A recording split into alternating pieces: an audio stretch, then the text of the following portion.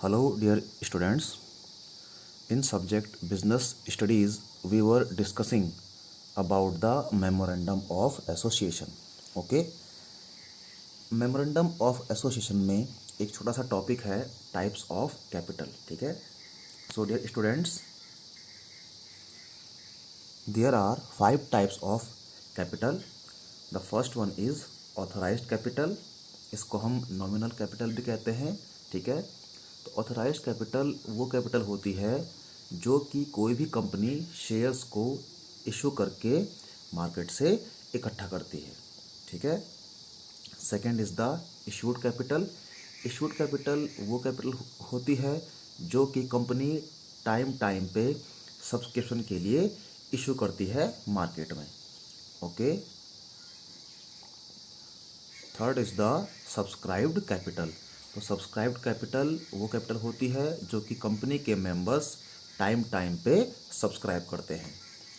Fourth is the called up capital. ठीक है, called up capital वो कैपिटल होती है जो कि पेमेंट के लिए कॉल की जाती है कि भाई शेयर होल्डर्स ने जो शेयर्स को सब्सक्राइब किया है अब उसका पेमेंट करना है. ठीक है. And fifth is the paid up share capital. Paid up share capital वो कैपिटल होती है जो कि शेयर होल्डर्स ने एक्चुअली पे कर दिया है. ठीक है. So dear students, these were the 5 types of capital. अब मेमोरेंडम ऑफ एसोसिएशन में एक लास्ट क्लॉज बचता है, that is the association clause और सब्सक्रिप्शन क्लॉज. ठीक है. तो ये क्लॉज क्या होता है? इस क्लॉज में कंपनी के डायरेक्टर्स डिक्लेयर करते हैं कि हम कंपनी के जो पर्सन्स हैं जिनका नाम और एड्रेस मेमोरेंडम ऑफ एसोसिएशन में लिखा गया है, ठीक है, वो एक कंपनी को बनाने के लिए इच्छुक हैं मेमोरेंडम ऑफ एसोसिएशन के अनुसार. ठीक है. और हम जो हैं क्वालिफिकेशन शेयर्स को लेते हैं. ठीक है. और इस डिक्लेरेशन पे साइन होते हैं कंपनी के सभी डायरेक्टर्स के. Okay. So this is the association और सब्सक्रिप्शन क्लॉज. ठीक है. अगर बात करेंगे अल्टरेशन ऑफ एसोसिएशन क्लॉज की, तो इस क्लॉज को हम जो हैं ऑल्टर या चेंज नहीं कर सकते हैं. ठीक है. सो डियर स्टूडेंट्स, यहाँ तक बात हो चुकी है मेमोरेंडम ऑफ एसोसिएशन डॉक्यूमेंट की. ठीक है. The second important document to form a company is the articles of association. Okay. तो आर्टिकल्स ऑफ एसोसिएशन क्या होता है? आर्टिकल्स ऑफ एसोसिएशन में कंपनी के रूल्स और रेगुलेशंस होते हैं. ठीक है. और इंटरनल मैनेजमेंट से संबंधित रेगुलेशंस होते हैं. ठीक है. आर्टिकल्स ऑफ एसोसिएशन कंपनी के जो मैनेजर्स हैं, ऑफिसर्स हैं और बोर्ड ऑफ डायरेक्टर्स हैं उनकी पावर यानी कि अथॉरिटी, उनकी ड्यूटी यानी रिस्पॉन्सिबिलिटी और राइट्स को डिफाइन करता है. ठीक है. जनरली सभी कंपनीज अपना आर्टिकल ऑफ एसोसिएशन खुद तैयार करते हैं. ठीक है. लेकिन यदि कोई कंपनी चाहती है कि वो अपना आर्टिकल ऑफ एसोसिएशन तैयार ना करे, तो उस केस में कंपनीज एक्ट के टेबल F में बहुत सारे आर्टिकल ऑफ एसोसिएशन दिए हुए होते हैं. तो कंपनी इनमें से किसी भी आर्टिकल ऑफ एसोसिएशन को चूज़ कर सकती है. ठीक है ना. और आर्टिकल्स ऑफ एसोसिएशन पे कंपनी के जो डायरेक्टर्स हैं वो साइन करते हैं. ठीक है. अब बात करते हैं कि आर्टिकल्स ऑफ एसोसिएशन के मेन कंटेंट क्या होते हैं. ठीक है. तो कुछ मेन कंटेंट होते हैं आर्टिकल ऑफ एसोसिएशन के. इसमें कह रहा है पहला, the amount of share capital and different classes of share. ठीक है. शेयर कैपिटल की अमाउंट यानी कि शेयर को इशू करके जो अमाउंट आ गई है कंपनी के पास में वो चीज़, और दूसरा डिफरेंट क्लासेस ऑफ शेयर्स की कंपनी किस किस तरह के शेयर्स को इशू करती है. शेयर्स डिफरेंट टाइप्स के होते हैं, like equity shares, preference shares. ठीक है. Second is rights of each type of share holders. जो डिफरेंट टाइप के जो शेयर होल्डर हैं उनके राइट क्या होंगे वो इस डॉक्यूमेंट में लिखे जाएंगे. Procedure for making allotment of shares, shares को किस तरह से बांटते हैं, अलॉट करते हैं, उसका प्रोसीजर इसमें लिखा हुआ होता है। Procedure for transfer of shares, अगर शेयर्स को ट्रांसफ़र करना है तो उसका प्रोसीजर क्या होगा। Fifth is procedure of conducting meeting, अगर बोर्ड ऑफ डायरेक्टर्स या शेयर होल्डर्स की अगर मीटिंग करानी है तो वो किस तरह से होगी। Sixth is procedure for appointment and removal of directors, अगर डायरेक्टर को अपॉइंट करना है या रिमूव करना है तो उसका प्रोसीजर क्या होगा।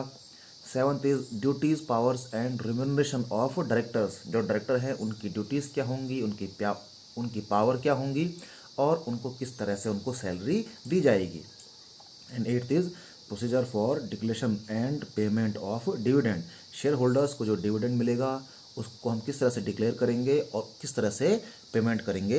तो ये सारी चीज़ें जो हैं वो आर्टिकल ऑफ एसोसिएशन में लिखी जाती हैं। ठीक है, अब बात करेंगे alteration of articles of association. ठीक है, अगर आर्टिकल्स ऑफ एसोसिएशन में कोई चेंज करना है तो उसके लिए क्या करना होगा, उसके लिए कंपनी को एक स्पेशल रेजोल्यूशन पास करना होगा और उसमें इन फॉलोइंग जो ये बातें हैं इनका ध्यान रखना होगा।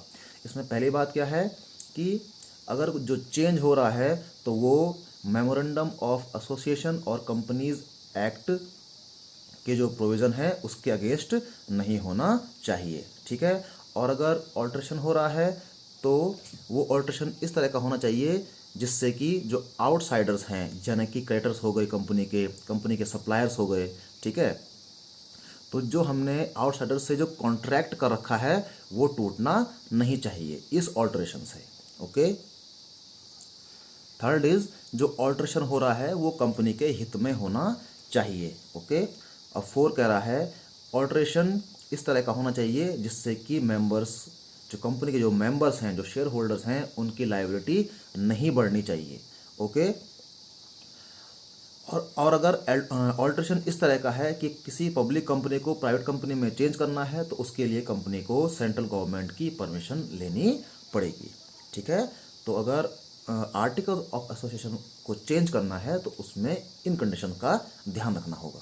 ठीक है, अब बात करते हैं difference between memorandum of association and articles of association. ठीक है, ये दोनों डॉक्यूमेंट हैं कंपनी को फॉर्म करने के लिए, इनमें डिफरेंस क्या होता है। ठीक है, तो पहला डिफरेंस, और ध्यान रखिए स्टूडेंट्स, जब भी आपको डिफरेंस लिखने को कहा जाएगा एग्ज़ाम में तो आपने इस तरह से कॉलम बनाने हैं। ठीक है ना, इस तरह से आपने कॉलम वाइज आपने इसका आंसर देना है जब भी आपको डिफरेंस पूछा जाएगा। ठीक है ना, डिफरेंस जब आपको पूछ रहे हैं तो आपको 3 कॉलम बनाने हैं।